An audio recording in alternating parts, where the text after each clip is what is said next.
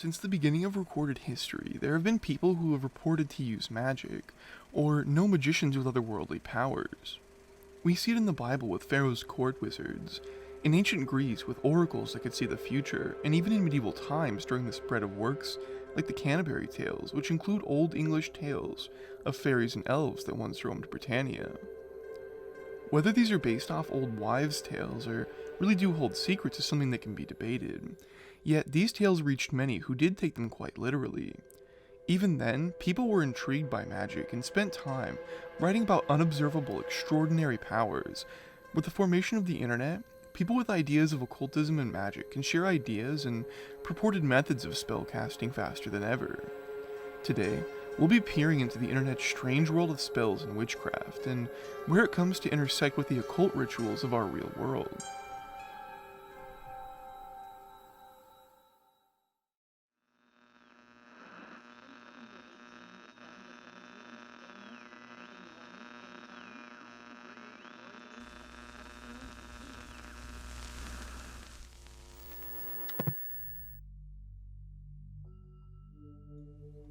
Now, I know many of you are watching this video right now and thinking to yourself, Elder, magic's for children, why are you even doing a video on this?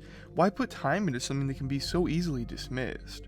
And, while you could be right, it's still so interesting nonetheless. There are so many people who put stock into magic and the occult. Therein lies what makes it so interesting to me personally. Furthermore, those involved in these practices aren't just restricted to mere crazy people in basements. People as powerful as the Cuban Mafia believed heavily in otherworldly influences. Documents and accounts exist dating back to the 1920s until the 1980s, when the mob first started to take its downfall. They had witches and elders of Santeria, a Cuban religion developed in Western Africa, make their calls for them, telling them where they should hit next and if people are betraying them. Among other things, claiming that the energies are showing them who's vulnerable to snitching. Another example I can give you is the Bohemian Grove.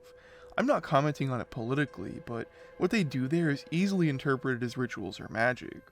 Dressing in robes and making mock sacrifices to the owl god Moloch.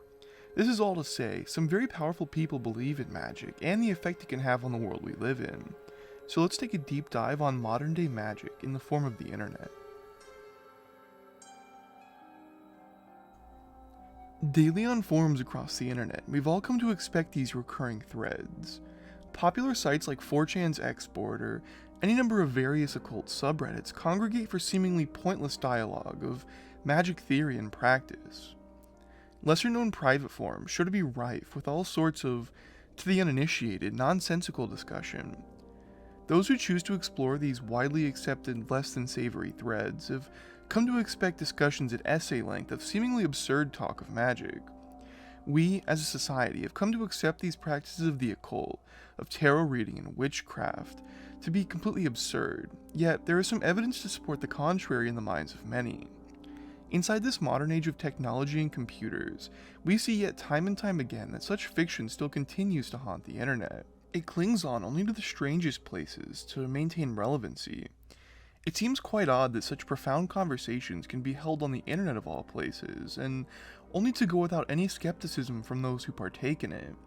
It seems contrary to the very nature of the internet, known as a place where magic and the occult get brushed to the side, yet it lives on in these forums and threads, and thrives at that, so let's take a look at what they are.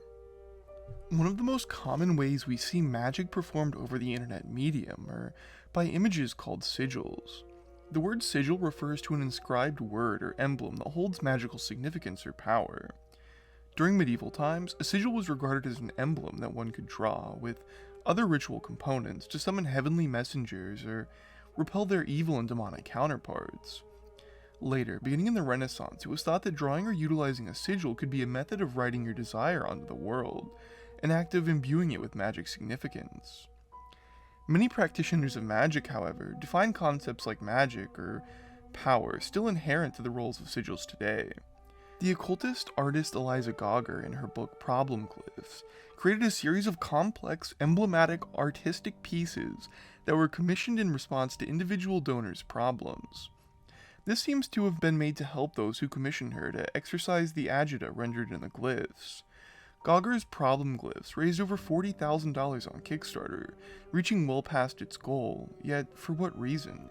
Clearly, the book reached its projected funding goals, showing that there are enough individuals who are willing to put monetary investment towards something that many skeptics deny even the existence of. Yet, this instance is not unique in success, nor the most puzzling in nature. For those unversed in the era of digital magic, this concept extends further than expected. One journalist writes about how she used emoji spellcasting to prevent a hangover. Lee Alexander of Vice proposes that, if at its core magic is intention and ideas, and if glyphs are visual representations of those intentions and ideas, then any image-based language could hold power, whether it has the weight of history behind it or not, perhaps. She proposes, any image could be used to cast spells, so I thought, what about an emoji? It seems silly, it seems outlandish, and almost stupid to some, yet it makes sense in the context of internet magic. The historical purpose turns a set of symbols or images, like sigils, sort of into tools, investing them with meaning and intention of your own. The same Tumblr user reports that spellcraft is about harnessing one's personal power and directing it outward, so for them, the mode and method are only a part of it. The emojis become a vehicle for intention, and if an emoji can be a vehicle for our language, for emotion and celebration and concern, then why not magic? It's quite bizarre to think about witchcraft in computers, and specifically the concept of magic in the digital space. The juxtaposition of the two seems almost absurd. Common assumptions hold that the world of technology is rational, scientific, a business, while magic is insubstantial fiction. But virtual spaces have long been sites of mystery and unknown, sites of magic. One of the most widespread internet phenomenon are groups of women and men in towns forming Facebook covens, dedicated to magic and altering problems in their town, their country as a whole, and in some cases the world. There is a continuous digital underground occupied by groups of digital witches that communicate in secret and practice quiet and ancient arts in collective activity. These people often come under fire for not actively solving the problems in the community, but sitting in their basement drawing sigils and performing rituals. Obviously, the other side of this is the fact that many witches believe this is the most effective way of helping, and even base small things, such as their weekend plans on it. We spoke to someone that's been involved in Facebook covens and has casted magic, ranging from making the world a better place to stopping Donald Trump, and she had this to say. I think, regardless of what people think of us, covens are more than just a place to cast spells and heal. It's a place to meet open-minded individuals that believe we can make a difference through uncommon means. They are a place to add some extra structure and work towards common goals. We draw tarot cards for each other to determine things as simple as weekend plans, or as complex as if who I am dating is going to be the one I want to live my life with. At the end of the day, we aren't hurting anyone. A whole lot of people don't believe in magic. A lot of people don't believe in all sorts of things, too. Be it the myths of global warming, or workplace harassment, or even online harassment. Things that are commonly denied. For these reasons are probably why practitioners of magic seem commonly to be women, queer, and MB people, and otherwise marginalized individuals. When your lived reality is repeatedly denied, why not believe in one that you can change through love, collective practice, and maybe a harmless crystal or two? Yes, people will occasionally deride you and tell you it isn't real, but when they do that about the rest of your life too, who cares? We are creating a positive community and promoting positive attitudes around the world. Aside from movies, one of the first places that the mainstream got a look into magic was through a phenomenon now known as ritual pastas. While the validity of these are questionable, they did give insights on how involved rituals can be.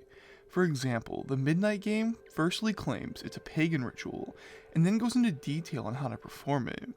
Specifics for these rituals are important, like what time you start it and finish it, and as well as how many times you say the incantation. Other magic content can be seen here on YouTube with the likes of Charlie Charlie Challenge, popularized in 2015, or even the dedicated 3am challenge channels like J Station and Guava Juice. With magic and occultism content being readily available on Reddit, YouTube, and creepypasta sites, they have garnered the attention of the mainstream, even if they are primarily used as pranks or entertainment. while the more die-hard users of magic claim that they're able to change the course of history or fix even greater problems. I hope you guys enjoyed this look into magic and the occult. I spent a lot of time on this researching things that I typically don't and found it quite rewarding.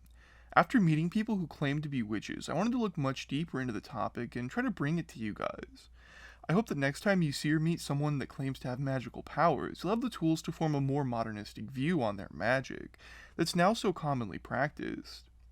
Be sure to give this video a like if you like it, dislike it if you didn't, and be sure to comment to let me know if you like the longer form content.